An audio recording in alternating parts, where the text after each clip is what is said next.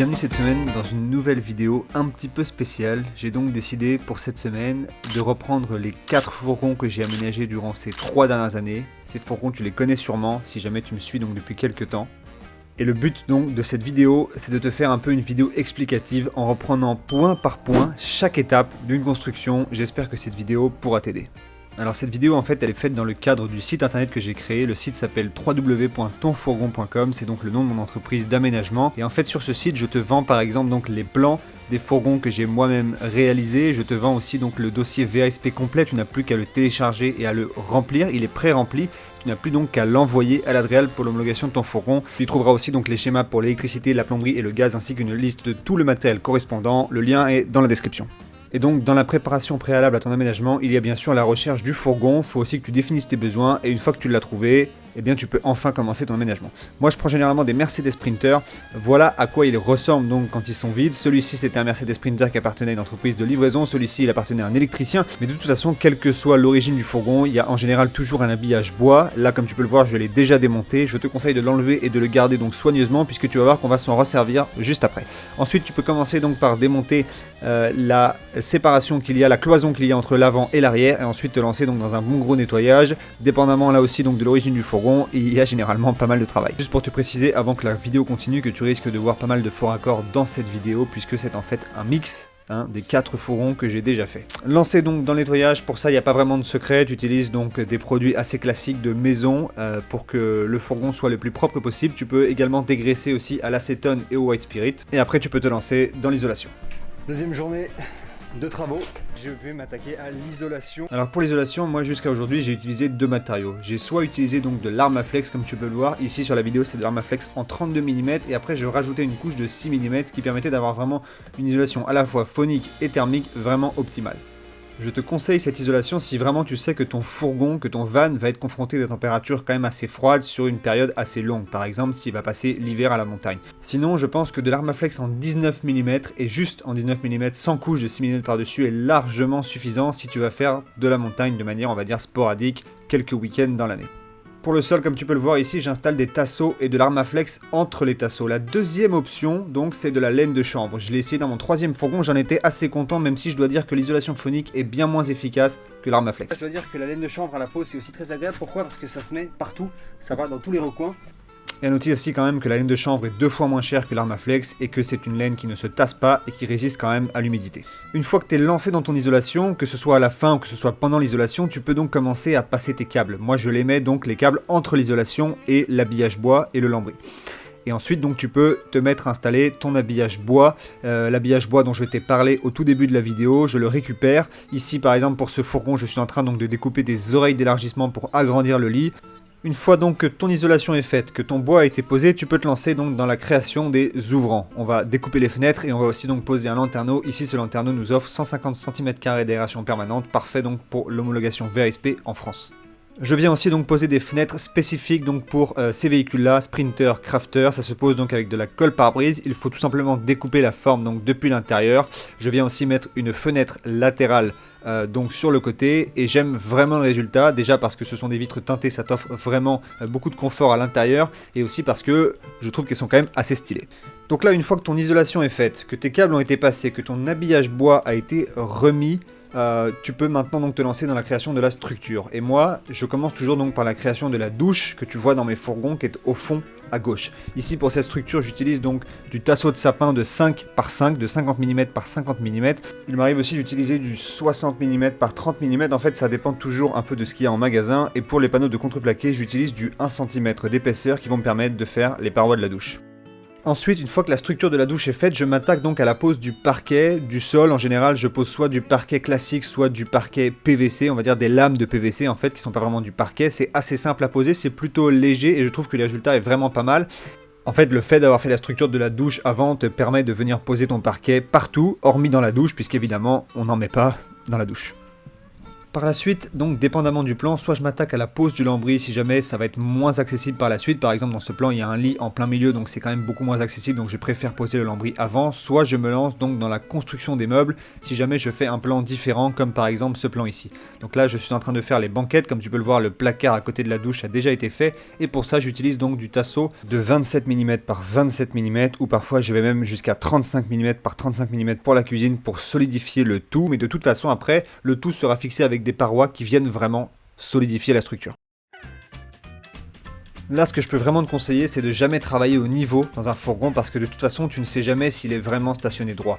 Pour ça, il faut que tu travailles donc avec une scie à anglais pour vraiment faire des coupes droites, une scie sauteuse également, et ensuite donc de travailler à l'équerre. Et ça va te permettre d'avoir des angles parfaits et une structure donc plutôt droite de bout en bout.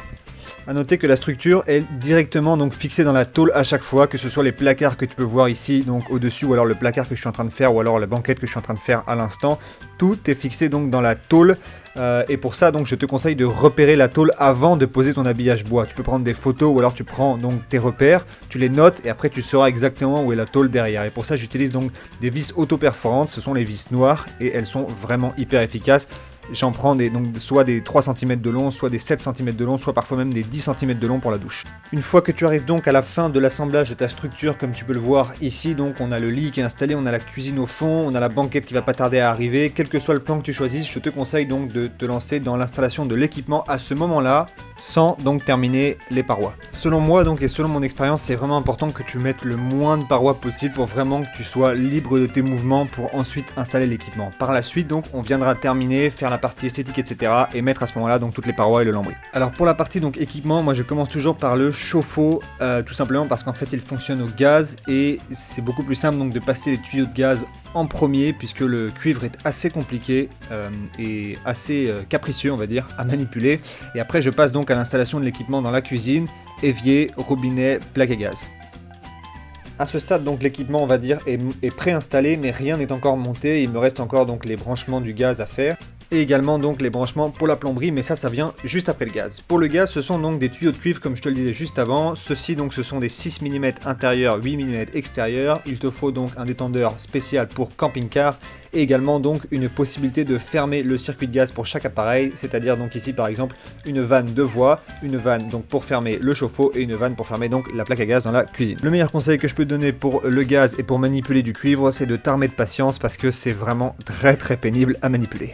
Une fois que les raccords gaz ont été faits, que le caisson de gaz a été fait, je me lance donc dans la plomberie. Pour ça, j'utilise donc des tuyaux en plastique alimentaire de 10 mm intérieur, 12 mm extérieur. Ils ont deux couches et ils résistent jusqu'à 60 degrés. Donc je pense que c'est vraiment les tuyaux adaptés. En tout cas, je n'ai jamais eu de problème avec. Et j'utilise donc des colliers de serrage pour faire les raccords. N'hésite pas à faire bouillir de l'eau quand tu installes toute ta plomberie, ça va vraiment te rendre service, ça permet de ramollir le tuyau et de le faire rentrer beaucoup plus facilement donc dans n'importe quel type de raccord, même si ton raccord est un peu surdimensionné. Après je me lance donc dans l'électricité, pour ça j'utilise donc ce qu'on appelle du câble en H07VK, c'est tout simplement la norme, c'est du câble souple, c'est obligatoire dans un fourgon même si l'électricité n'est pas vérifiée. Ici, il n'y a pas spécialement d'ordre en fait pour installer tout ton matériel. Tu peux également faire l'électricité avant de faire la plomberie. Moi, je fais tout simplement donc dans cet ordre-là. D'abord gaz, ensuite plomberie, ensuite électricité. Mais franchement, il n'y a pas vraiment d'ordre à respecter. A noter que pour l'électricité, moi, je me fournis donc chez Victron et je les achète sur le site MyShop Solaire et je t'offre un code promo de 5% donc avec le code Brigitte2 sur le site de MyShop Solaire France. Donc n'hésite pas à en profiter. Le lien est dans la description. Donc là, comme tu peux le voir, je suis beaucoup plus mobile, beaucoup plus libre de mes mouvements grâce au fait qu'il n'y ait pas encore donc les parois. Ça me permet d'installer l'équipement vraiment de manière assez confortable. Une fois que tout ton équipement est installé, tu peux le tester, plomberie, électricité. Le plus embêtant, ça va évidemment être la plomberie si jamais tu as des fuites, mais bon, ça fait partie du jeu. Tu peux régler tout ça et ensuite tu peux te mettre donc à installer les parois comme tu peux le voir sur cette image. Tu peux te mettre donc à faire la partie finition, la partie esthétique. Au passage, moi donc juste avant de commencer la partie esthétique, je pose le chauffage, je le mets toujours donc dans le siège avant, c'est le modèle Autotherm R2D, il est homologué. Peut-être un bon conseil que je peux te donner, c'est une fois que tu as terminé de poser l'équipement, si jamais tu n'es pas sûr niveau poids, tu peux toujours te trouver donc une balance dans une coopérative agricole ou dans un magasin spécialisé. Tu vas peser ton véhicule, comme ça tu es sûr au moins que tu ne dépasses pas trop le poids et que tu n'auras pas de problème pour l'homologation. Une fois que tu es sûr, tu peux donc éventuellement choisir ton revêtement en fonction de, puisque par exemple le lambris c'est quand même assez lourd. Je pense également au carrelage, moi je mets souvent du carrelage dans la salle de bain. Je vérifie toujours le poids pour être bien sûr que je vais rentrer donc dans les règles. Le lambris que tu vois ici donc dans la vidéo, c'est du lambris de sapin. Moi j'installe toujours le même modèle, j'aime beaucoup ce modèle et je le fixe donc avec des pointes sans tête dans l'habillage bois qu'on a donc démonté puis réinstallé au début de la vidéo. Ensuite je corrige les imperfections avec donc de la pâte à bois ou du mastic et je peux ensuite donc me lancer dans la peinture. J'utilise de la peinture de bois d'extérieur qui résiste jusqu'à 5 ans d'intempéries, c'est ce qui est marqué en tout cas sur le pot. Elle est beaucoup plus résistante au frottement et aux rayures, donc j'en suis assez satisfait. Généralement j'applique donc 3 couches en attendant bien 5 ou 6 heures entre chaque couche pour avoir une bonne finition. Et le vernis que tu vois sur la vidéo, généralement j'applique du vernis en chêne moyen. Je mets soit une couche soit 2 couches dépendamment de mon humeur et si j'ai envie d'avoir donc un résultat plus ou moins foncé. Par la suite donc je viens fixer les portes de placard que j'ai réalisées auparavant, je vérifie que tout fonctionne, j'installe les lumières une fois que la peinture est terminée et donc voilà ce que ça donne pour le résultat final. On n'est pas loin de la fin, même si tu t'en doutes il reste une pièce évidemment, c'est la douche, je t'en parle juste après. Après donc la partie esthétique, toute la plomberie a quasiment été installée, mais il manque quand même la cuve d'eau sale. Donc justement, moi je viens le faire juste avant la douche, puisqu'il me manque encore l'évacuation de la douche pour pouvoir le faire juste avant.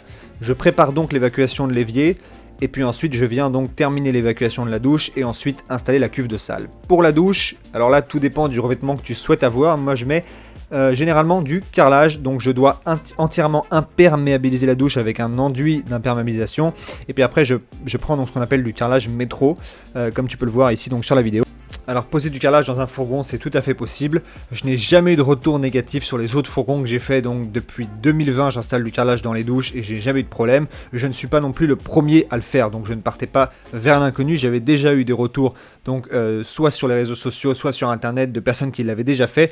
Le plus important c'est ton support et les matériaux que tu vas utiliser. Je te conseille d'utiliser de la Colflex et des joints hydrofuge qui ont une assez forte teneur donc en résine et qui résistent à l'eau. Et puis ensuite donc pour la plaque de douche comme tu peux le voir j'utilise également du carrelage, ça c'est du carrelage donc des dalles d'extérieur. Je viens créer une pente de 3 cm, donc ça c'est quand même, ça te rend pas mal service en fait quand tu es sur la route puisque ton fourgon n'est jamais droit et ça te permet d'avoir une douche je pense plutôt bien finie. Alors on entend un peu tout et son contraire donc sur les douches en carrelage dans les fourgons, je tiens à te rassurer, non, le carrelage ne va pas tomber à cause des vibrations. Ça c'est comme dans une maison, une fois que du carrelage est posé, s'il est bien posé, il ne bougera pas. Par contre c'est vrai que les joints effectivement nécessitent un entretien un peu supérieur à des joints de maison on va dire. Déjà que dans une maison il faut que tu entretiennes régulièrement les joints, si tu as du carrelage chez toi je pense que tu sais très bien de quoi je parle.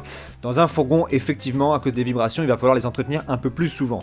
Il s'agit donc pas de les refaire intégralement évidemment mais de les entretenir donc et parfois d'en rajouter un petit peu. L'autre revêtement que moi j'utilise pour les douches c'est également donc des panneaux de lambris PVC comme tu peux le voir. Alors l'avantage c'est que c'est beaucoup plus léger, c'est beaucoup plus simple à poser et c'est hyper étanche, donc ça peut aussi être une option.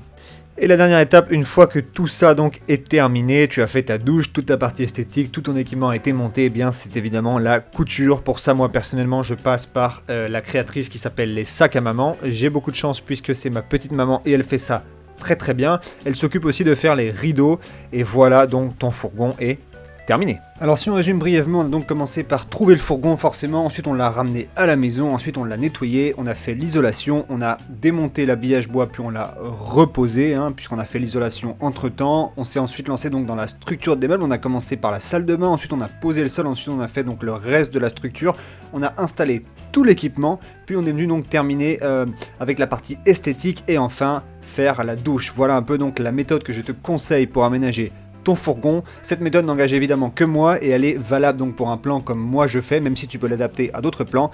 N'hésite surtout pas si tu as la moindre question à me contacter sur Instagram. Je te souhaite bon courage pour l'aménagement de ton fourgon et n'hésite pas à aller faire un tour sur le site www.tonfourgon.com.